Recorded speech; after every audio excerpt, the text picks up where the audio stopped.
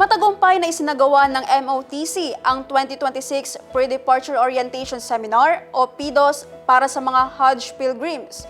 Bahagi ito ng paghahanda upang matiyak ang ligtas, maayos at well-informed na paglalakbay ng mga bangsamoro na magsasagawa ng Hajj. Ang kwentong serbisyo publiko mula kay Criza Chavez.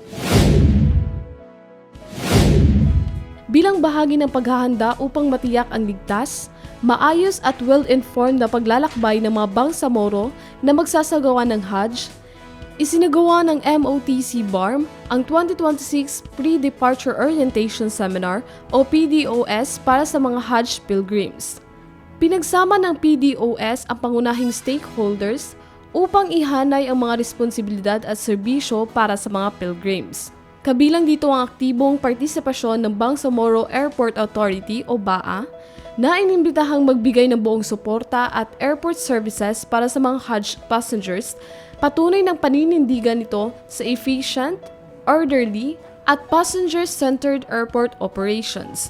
Sa kanyang mensahe, iginiit ni Attorney Ranibay Dilanggalan, Director ng BAA, na handa ang ahensya na maglingkod at umalalay sa mga pilgrims sa bawat yugto ng kanilang biyahe. Samantala, binigyan diin ni Area Manager na si Carmesita Salik ang mahalagang do's and don'ts sa loob ng paliparan upang mas maayos na magabayan ang mga pasahero. Buong suporta rin ang Ministry of Transportation and Communication sa pangunguna ni Mr. Termizi Masahud na nagpahayag ng pagiging positibo sa paghahatid ng komprehensibo at koordinadong transportasyon at communication services para sa mga pilgrims, isang malinaw na larawan ng matibay na interagency cooperation sa paglilingkod sa komunidad ng Bangsamoro.